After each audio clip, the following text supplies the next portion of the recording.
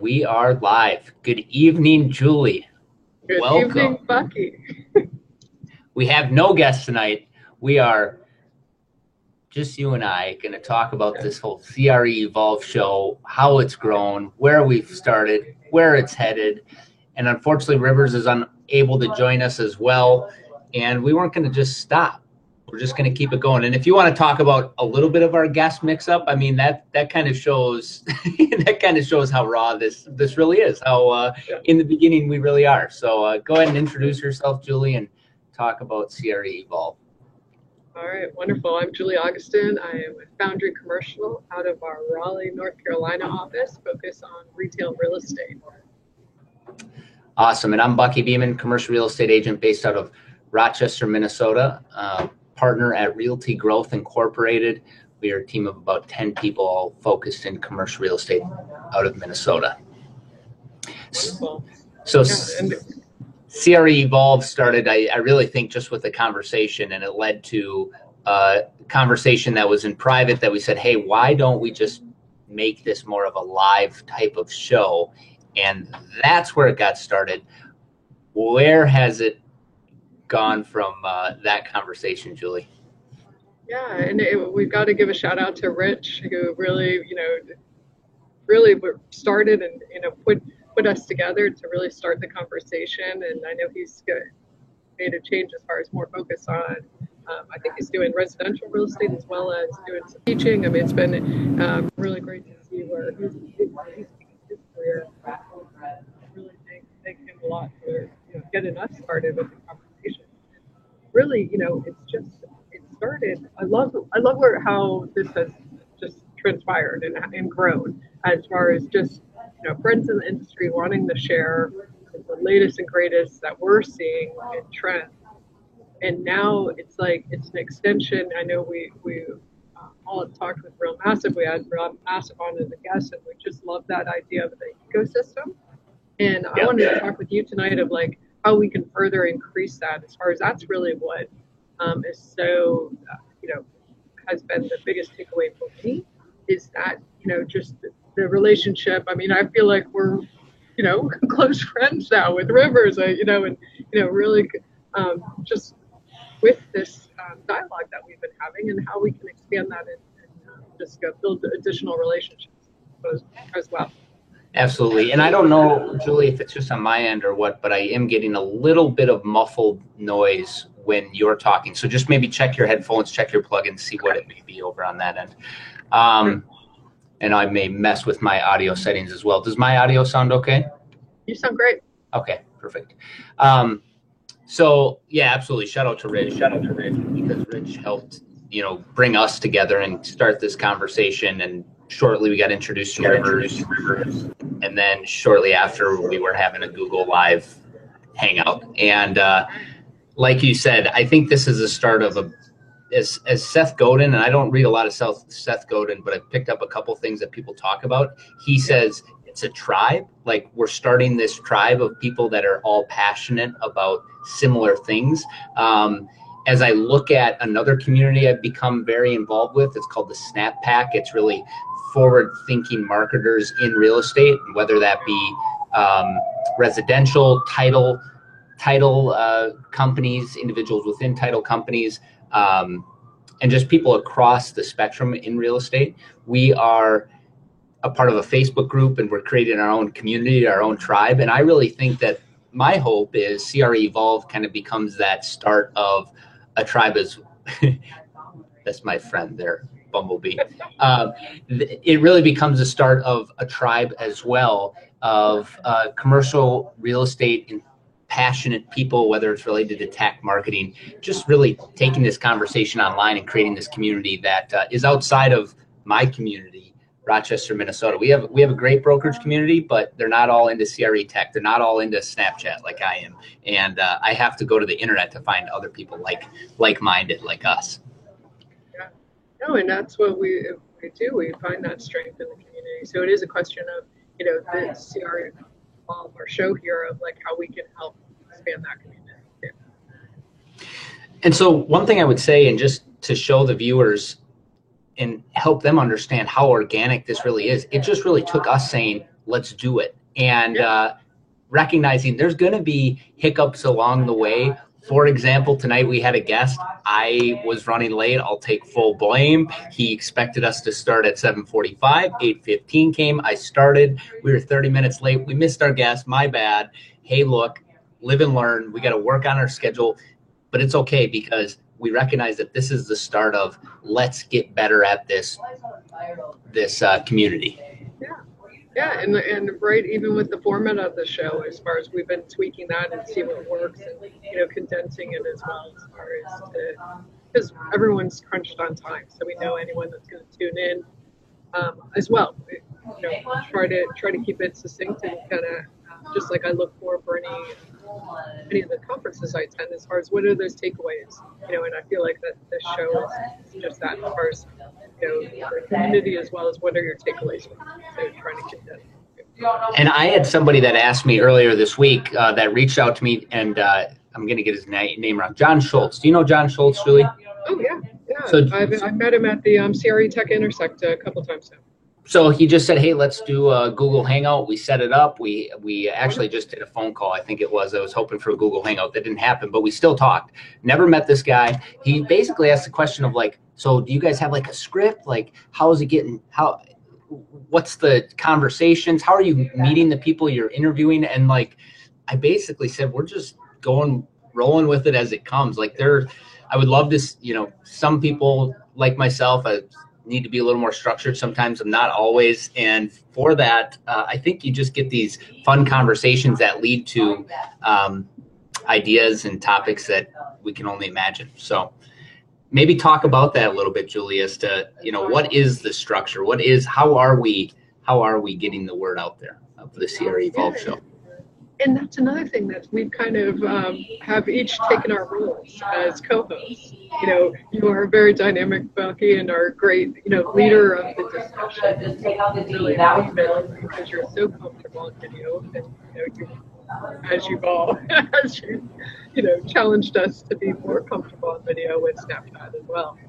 And then, through connections that I've been able to make at some of the conferences, that's where I've been taking the lead and trying to, build on some of those relationships and set up some of our guests. And then Rivers, with his tech background, especially, he's had some great connections, and then also does a great job editing. Contact with Travis, getting us on CRE Tech. So it's like we've all kind of taken our roles that have fit, our strengths.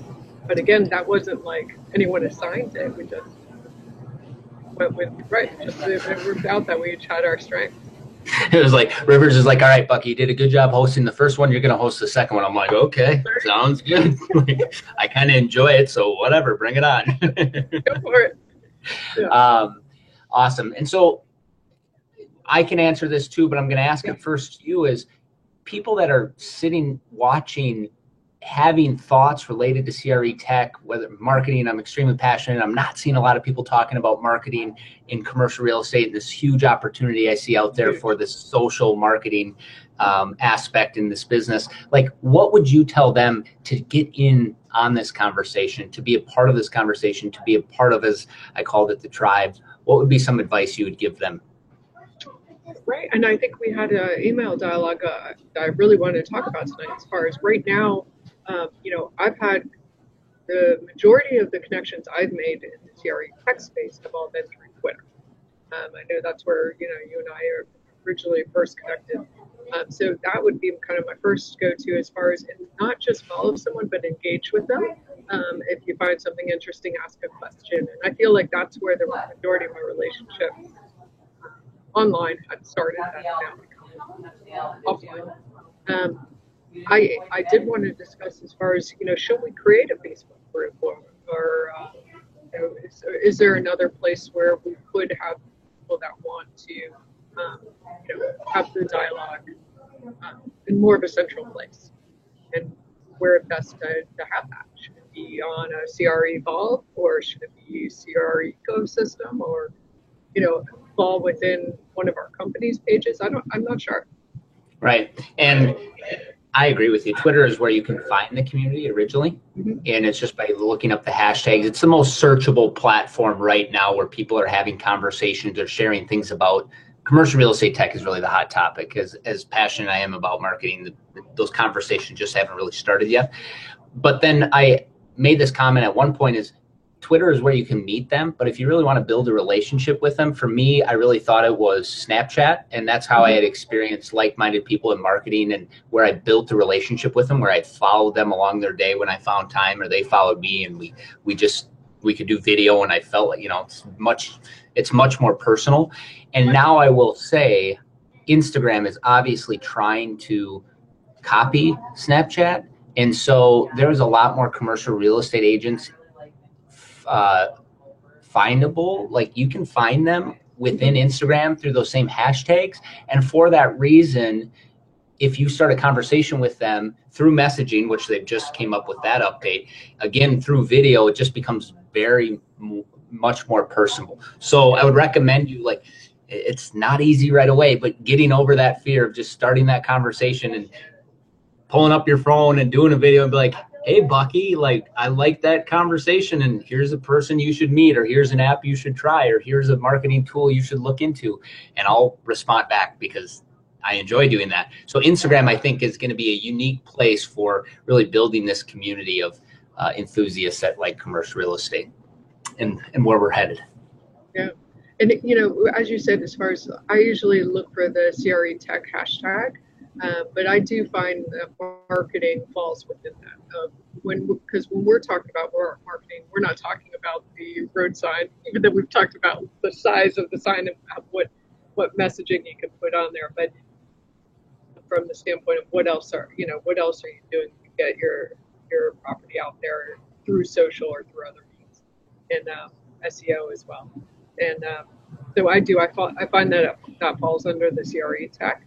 But I have been following, and something else kind of talking about CRE Wild was prop tech. I've been following that more and more, just because that's really what everyone across the ponds is using.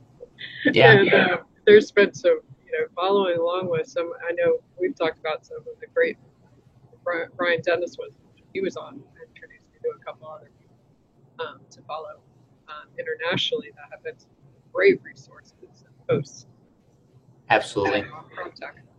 And I had mentioned this in the past too, but Contech, I think there's a lot of inspiration we can, as commercial real estate enthusiasts, get from construction tech, because I see much more of a community there, such as podcasts and conversations, and we can get inspiration from that as well.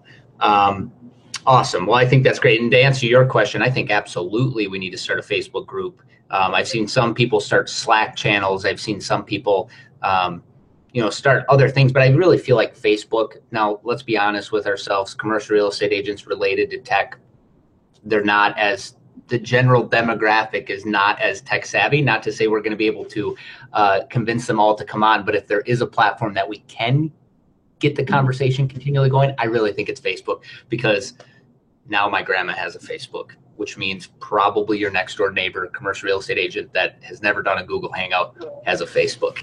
Yeah, I've been so resistant to get a Facebook account, but hey, if it helps, just to build the community, most definitely. So, all right, we'll go. Well, let's move on to CRE Wild then. Awesome. I really want to hear your. Oh, I guess before we do that, just real quick, anyone, if Rivers does release this, as far as anyone that does have ideas, and right now we just have the Twitter show, which is at CRE Evolved Show. If you want to, submit any ideas or comments, that'd probably be the best ways to do so via our Twitter handle. Right. And Gary Vee, who I get inspired by a lot, he says, your comments are my oxygen. And I would say that same exact theme is here within CRE Evolve Show is, look, when we get conversations, like when Julie's talking to me about this stuff, I get excited now. If there's a new person that we don't know and they start talking, like, it just, I almost don't want to go to work sometimes. I just want to keep having conversations about CRE tech. So, all right. The CRE Wild. Yes. Jinx. So CRE Wild is a segment that we like to do of what's happening out there in the commercial real estate wild and what we're seeing online or even in your own business. And so I'm going to start with Julie. What are you seeing out there in the CRE wild that you want to share with the community? Excellent. I'm saving the co-star for your rant, and but definitely want to get into that. I have a CRE Evolve show has inspired me to listen to more podcasts and YouTube shows when I'm driving, not watching the video, but just listening. So just last week I was driving back from a site tour, had a long drive back to the Triangle area, and was able to listen to a really great post that was done. It was a live recording that was done over the PropTech Summit, and it was Brandon Weber was a speaker from Now View Space, and he did an excellent job in fielding questions. Before he spoke, it was someone I'd never heard of before. It was a concept of, it was called Brewbox. So have you heard of Deliveroo? It's out of the UK, and so let's see. I think the best thing to compare it to in the States is probably Uber Eats or any of the. It's a delivery restaurant service, and they're now getting into real estate as far as the Deliveroo restaurant delivery service is now. The best way he described it was doing a WeWork for restaurants. So it is, here's a tech company that now is getting into the real estate business and making with a focus on the tenant. So the tenant being the restaurant, they're completely negotiating leases, fitting out the space for a restaurant, with the idea being, all right, we're going to make it easier for our restaurants to expand. Therefore, they're going to have more deliveries, and that what will lead then to growth of our platform. But just think about, we're both involved with doing some small shop lease space. And with that, how difficult and cumbersome some of this is. And so you get some tech, a tech company like this that's really focused on making it more efficient. And I think it's going to drive, hopefully more efficiency within our leasing business. So let me just get it right. The company is leasing the space, setting it up for a restaurant. In turn, they're getting startup restaurants, majority of the times, I assume, coming in, doing their concept. And then from there, because they've helped with that overhead, naturally, and maybe it's contractually, I don't know, but naturally that company would expand with that landlord as well in similar situations. And let's say that landlord has a hold on some really good parcels, sites, they could really expand quickly. Is that fair to say? Yeah, and the idea, and it's not all startups or restaurants. They gave some examples of some well-known UK restaurants that are already delivering on the platform, but yet because they deliver within a small radius, they needed additional kitchens, additional locations in order to expand the customers. Sweet. Yeah, but when you think about it, of like they're taking away that concern from the restaurant. All right, I got to find this space. I got to fit it out. I've got to do, and it's, right now it's sounding like it's only for takeout, but you could see where that could even expand further. Be a restaurant combo kitchen for takeout and for dine-in. Right. So yeah, it's called Brewbox, and I'm going to follow it closely because you can see very clearly how that can apply for many different industries. That's awesome, and I'm going to challenge us to link it up in the comments because then people can find it easier. And continue that conversation on Twitter too. So find their Twitter handle, share it with me, and say, check this out. That'd be great. Good. So John Schultz and I had a great conversation about marketing spaces. I'm not going to use this necessarily as my CRE Wild segment, but I am going to say that it's awesome that John reached out to me and we started talking about ways you can market properties.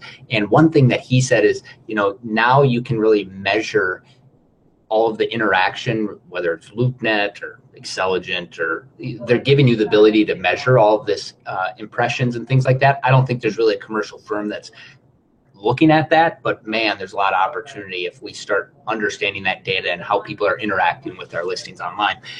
Which leads me to the CoStar Xceligent lawsuit that was shared, and my tweet that I sent was, "Come on, guys, get over yourself." And it really took me to a point where it's like, so we got the big guys, the big companies that are fighting, and we don't need to get into the details of why they're fighting, taking data from my platform and things like that. But then here we are, the users, and I'm just frustrated because CoStar does not have a good design. Like, the overall experience, and I'm no longer a member, so maybe they've updated it, and maybe I can be completely wrong, but the screenshot I saw recently, it's very similar to the way that it is. Their design is not great. It's not an enjoyable tool as far as look and feel, and I think there's a lot of opportunities there. Now they have a ton of data, which really helps people to keep coming back there. But why are we just giving away our data for free and then having to buy it back at a premium? And then the experience, once we're buying it back, is not a great experience. Like, come on, there's so much room for improvement. And obviously there's companies that are trying to work on this, but I don't think anybody's necessarily figured it out. And I just also wonder, how can commercial real estate agents start putting out data themselves once we start understanding the data we have coming into our firm and that could be accessible to our clients, and not having to necessarily go to a provider to get access to that data? Because now with all of these tools, there is so much ability, more so than ever before, to collect data as an individual advisor, as an individual firm, as a collective group of advisors in general. So I don't know, that's kind of my rant. And there's different opinions on it. I'm not saying I'm right and other people are wrong. It's my opinion related to this topic. And I just wish we didn't have to see these big data companies get in fights. And then, here we are, the users. What are we benefiting from these fights overall? Like, anything? I don't know. So yeah, and that was I'm with you as far as a similar opinion of, I just was upset to see that this, it's a continuation of we've seen CoStar do this before. That's part of their culture, it seems like, to like I said, we're not going to get into the details of what they're suing for, who they're suing, or on and on. But what upset me about it was purely the innovation that we're seeing throughout so many different industries. And really, CoStar is the leader currently in our space. And instead of them focusing on improving the product, they're out trying to protect it. It's like scared as it was, again, just an opinion, but like it just, I just was surprised that they're still focusing on that on their competition versus improving their product. I can just think of all of these different CRE tech companies that we've been talking with and either reading about or learning about, and yet they could be great plugins to CoStar. There could be shared data. There could be ability to do. You're hearing so much about artificial intelligence, and just being able to utilize the data they have to then expand it and to just create new innovation that we're not even thinking of right now. They could really be a leader of that, and maybe they're working on that behind the scenes that we're not seeing. But what we're seeing is that they're attacking a rival that spun off from them versus, seeing this innovation. I'm not seeing it. And I'm going to re-share what I watch a lot of Gary Vee, so you'll hear him a lot if you watch, if we continue these conversations. So one thing he said is Marriott should have came up with Airbnb. Right. But they didn't, because they just weren't researching, they weren't pushing the norm, they weren't at that innovative level. And similar to Uber, the big taxi companies in the country should have come up with Uber, but they didn't. And I think that could be a similar thing potentially going to occur here, as they obviously control the land in certain aspects, but if they're not out there innovating, if they're not out there really asking us, the users, what the heck we want and how we would like to see improvement. Like somebody's going to come in and disrupt that platform, I feel. So we'll see what the future brings. And hey, we're open for conversation. If you have a different opinion, like share it. We're not getting, it's all good. This is what it's all about, is having a conversation with the community. Yeah. Personal opinions. All right. Well, great. Julie, I'm glad we were still able to do the CR Evolve show. And thank you very much for, making this possible. Thank you, Rivers, for making this possible, giving me the directions of how to do this on Google Hangout. Now I know for the future if you're unable to make it. And we look forward to continually building this community and meeting all the new people that are going to help us in building this great community and be passionate about similar things that we are. Very much agree. We're thinking of you, Rivers. Yes. Have a good night, Julie. Night. Thanks. Bye.